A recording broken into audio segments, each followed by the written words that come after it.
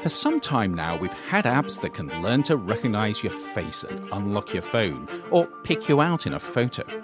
But what happens when this same technology is used to pick you out in a crowd, or track your movements, or even make a judgment call on what sort of person you are? Facial recognition is attracting more and more attention for its potential downsides, and for good reason. No one likes a technology that potentially threatens what's important to them, including their safety, their autonomy, and even their liberty. But navigating the risks and the ethics of facial recognition can be tricky. For instance, facial recognition tech that can benefit you as an individual would seem to make sense. Unlocking your phone, say, or proving that you are indeed who you say you are. But what if the tech only works for some people and not for others? If your face doesn't fit the tech, would that be fair? Especially if we get to the point where your face becomes your passport to purchasing groceries, boarding planes, or even voting. Okay, so this doesn't sound so good.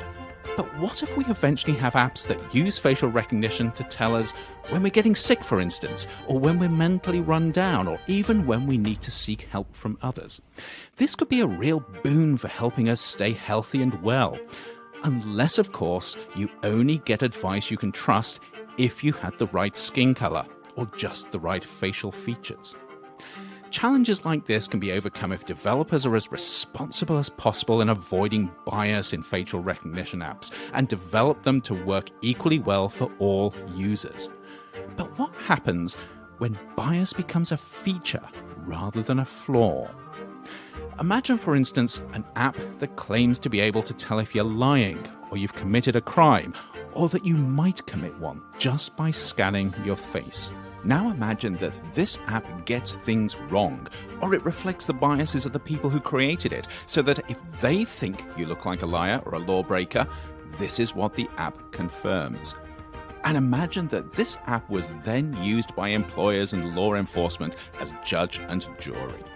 In this way, facial recognition has the potential to reinforce our very human biases and prejudices rather than reducing them. This is a big issue in how facial recognition is used, and one that it's going to take a great deal of care to avoid. And it's only going to be compounded if the technology ends up being used to monitor our every move, no matter where we are and what we're doing.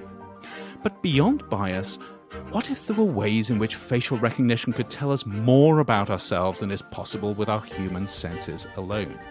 For example, what if we had an app that could simply scan a crowd of people and tell who has cancer, who's struggling with mental illness, who's sad, who's happy, and who is persuadable? I'm edging into speculative territory here, but researchers are actively researching how facial recognition can reveal what is otherwise hidden to us, and how this can be used just from photos and videos of people. In some cases, this might actually be beneficial, but capabilities like this also come with some really large questions around who has the right to analyze you without your consent, especially if they then use the information for their benefit, not yours. And it opens the door to social manipulation, where your face becomes the key to somebody else's success.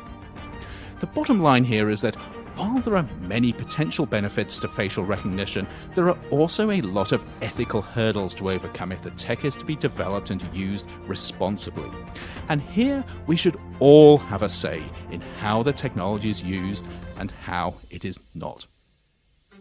For more information on the risks and ethics of facial recognition, do check the blurb below, and as always, stay safe.